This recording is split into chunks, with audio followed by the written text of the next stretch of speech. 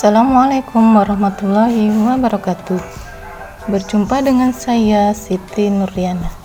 Di sini saya akan membahas atau menerangkan mengenai dakwah Rasulullah Shallallahu Alaihi Wasallam dari periode Mekah ke Madinah. Dakwah periode Mekah ke Madinah dimulai sejak 10 tahun kenabian yang dilakukan dakwah kepada hujjaj menuju ke Jamaah Yastrib, satu daerah sebelah utara Mekah yang sekarang disebut dengan Madinah. Faktor penyebab Nabi Muhammad SAW, yang pertama adalah Amul Huzn, kemudian perjanjian Aqabah, kemudian penolakan masyarakat jahiliyah, selanjutnya adalah embargo terhadap Bani Hashim. Hijrah dilakukan pada saat usia kenabian ke-13 tahun, yang dilakukan di tengah gelap malam gulita. Rasulullah Shallallahu Alaihi Wasallam meninggalkan rumah, pergi menuju rumah Abu Bakar As-Siddiq, hendak bersama-sama berangkat menuju ke Gua Sur.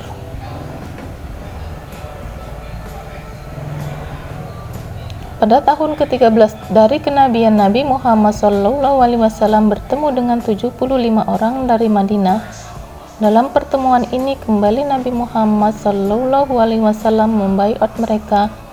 Dalam sejarah Islam, kejadian ini disebut dengan Baiat al-Aqabiyah Asy-Syaniyah atau disebut Baiat al-Aqabah al-Kubra, yang artinya Baiat Aqabah terbesar. Hijrah ke Yastrib. Alasan daripada Rasulullah hijrah ke Yastrib yang pertama adalah setelah Rasulullah adanya mendapat wahyu dan izin Allah untuk hijrah.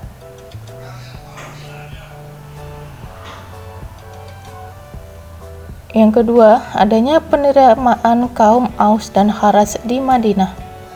Selanjutnya, adanya permintaan dan perjanjian kesetiaan dari pemimpin-pemimpin Aus dan Kharaz atau disebut dengan perjanjian Aqabiyah.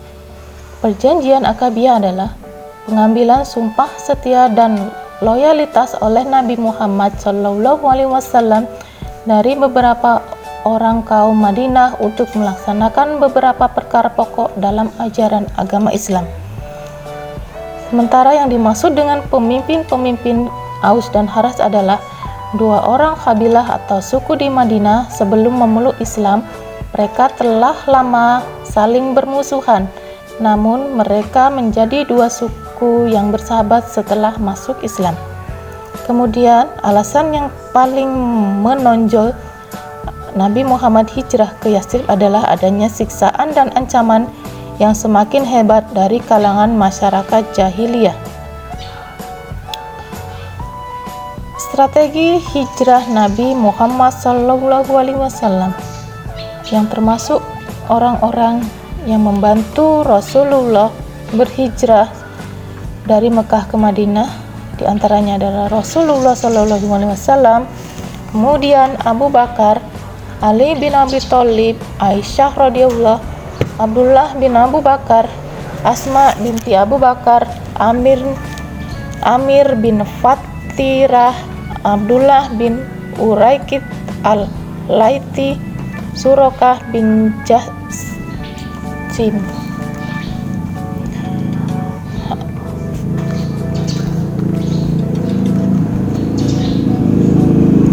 Abu Bakar bertugas menemani Rasulullah Shallallahu Alaihi Wasallam. Setelah turun perintah hijrah kepada Rasulullah, Nabi Muhammad hijrah ke kota Madinah setelah lolos dari upaya pembunuhan yang direncanakan oleh pembesar Quraisy. Dalam perjalanan hijrah, beliau minta ditemani oleh Abu Bakar As-Siddiq dan seorang petunjuk berjalan. Kemudian dalam posisi itu rumah Rasulullah dikepung oleh kaum Quraisy. Di sini Ali bin Abi Thalib menggantikan Rasulullah tidur di kamar Rasulullah. Aisyah bertugas menyiapkan makanan dan perlengkapan. Abdullah bin Abu Bakar menyiapkan berita dari Mekah ke Rasulullah. Asma bin Abu Bakar membawa makanan saat beliau dan Abu Bakar hingga berada di Gua Sur. Amir bin Fakhirah mengembala kambing untuk menghilangkan jejak kaki Rasulullah. Abdullah bin Uraikid Al-Laiti bertugas membantu pemandu Rasulullah dan Abu Bakar melalui jalur yang jarang dilewati manusia. Suraka bin Jastim mengelabuhi kaum musyrik Quraisy setelah gagal menangkap Rasulullah dan keduanya terjatuh. Golongan Ansor merupakan golongan penyambut dan penjaga keselamatan golongan Muhajirin yang ikut hijrah ke Madinah. Pelaksanaan hijrah dilakukan pada waktu malam hari. Jalur hijrah melewati jalan alternatif. Saat hijrah, para sahabat tidak membawa harta benda yang akan menimbulkan kecurigaan dari penduduk Mekah. Sebelum berangkat, harus dipastikan terlebih dahulu bahwa penduduk Madinah bersedia menerima para sahabat sebagaimana yang mereka nyatakan saat perjanjian Aqabah. Sejarah dakwah Rasulullah SAW. Pengertian daripada hijrah dan tujuan Rasulullah dan umat Islam berhijrah. Arti hijrah. Hijrah berarti meninggalkan perbuatan buruk untuk melakukan perbuatan baik.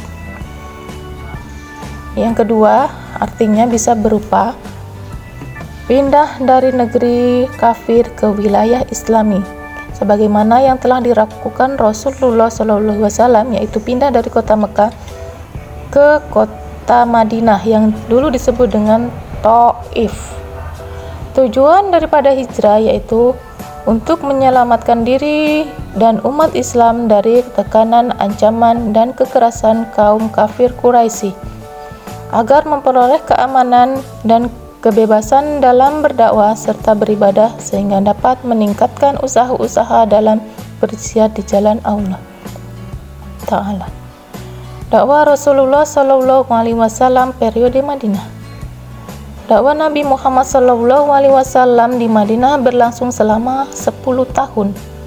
Materi dakwah di Madinah selain 80 surah yang diturunkan di Mekah, juga 25 surah yang diturunkan di Madinah.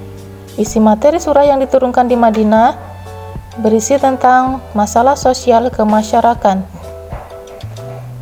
Peperangan yang dilakukan oleh Rasulullah SAW bertujuan untuk yang pertama adalah membela diri dari kejahatan kaum Quraisy, kemudian menjamin kelancaran berdakwah, dan untuk memelihara umat Islam agar tidak dihancurkan oleh bala tentara Persia dan Romawi.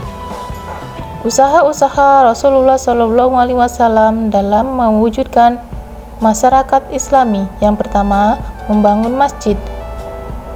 Di sini, membangun masjid fungsinya adalah sebagai sarana pembina umat Islam di bidang akidah, ibadah, dan akhlak. Sarana ibadah khususnya salat 5 waktu dan Jumat. Tempat belajar mengajar tentang ajaran Islam. Tempat pertemuan untuk menjalin persaudaraan. Kemudian yang terakhir adalah sarana sosial. Yang kedua, mempersaudarakan antara kaum Muhajirin dan kaum Ansor. Dalam hal ini, Nabi Muhammad SAW setibanya di Madinah, mereka mempersaudarakan kaum Ansor dan Muhajirin. Di antaranya adalah Hamzah bin Abdul Muthalib dengan Zaid bin Harits, Abu Bakar dengan Kharizah bin Zaid, Utsman bin Affan dengan Aus bin Sabit, Umar bin Khattab dengan Itban bin Malik al-Khazraji, Abdurrahman bin Auf dengan Sa'ad bin Rabi. Ketiga, perjanjian saling membantu antara umat Islam dan non-Muslim. Yang keempat, meletakkan dasar-dasar politik, ekonomi, sosial Islami dengan terwujudnya masyarakat madani.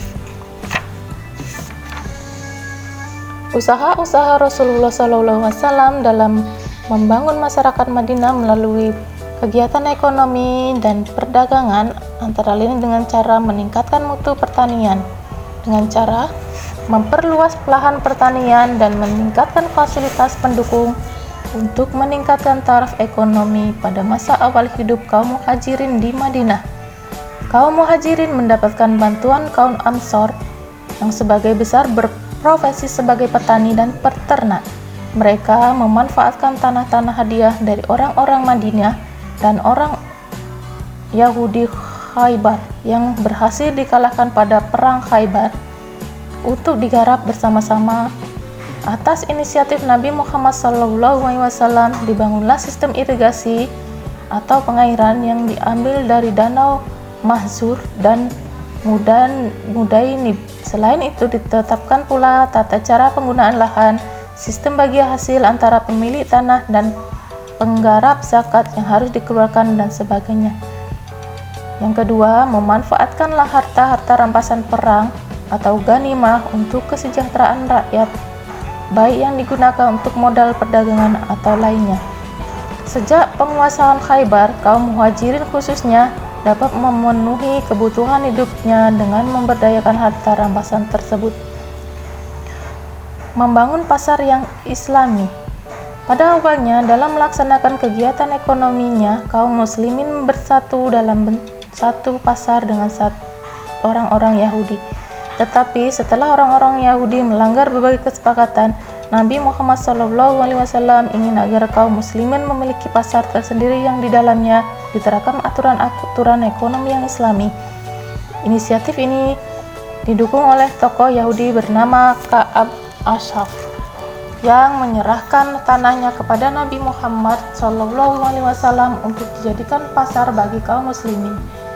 Para pelaku ekonomi dilarang untuk berbuat curang, menipu, berbohong, riba, dan sebagainya. Nabi Muhammad SAW memeriksa setiap barang dagangan.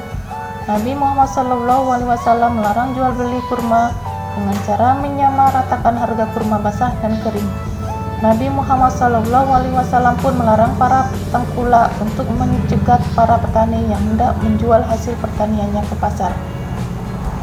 Memberdayakan harta jizyah, dana yang diberikan oleh penduduk daerahnya telah mengikuti ajaran Islam. Dana-dana macam ini sebagaimana disebutkan diatur sedemikian rupa untuk meningkatkan taraf hidup seluruh penduduk. Sebagian dijadikan modal usaha untuk meningkatkan pertumbuhan ekonomi rakyat. Sebagian yang lain untuk pembangunan sarana dan prasarana ataupun untuk dana cadangan. Memberdayakan harta zakat. Bagi kaum muslimin yang sudah mencapai syarat wajib zakat saat itu, maka ia wajib membayar zakat atas harta yang dimilikinya.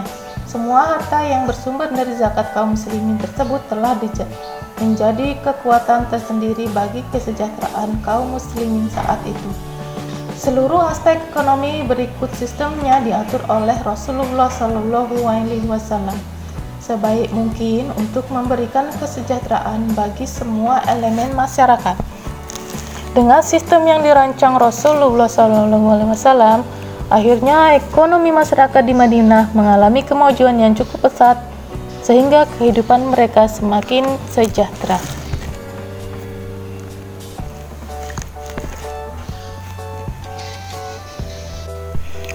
Perjuangan dakwah Nabi Muhammad SAW periode Madinah. Hijrah Nabi, titik awal dakwah Nabi Muhammad SAW periode Madinah. Hijrah adalah titik awal dari dakwah Nabi di Madinah.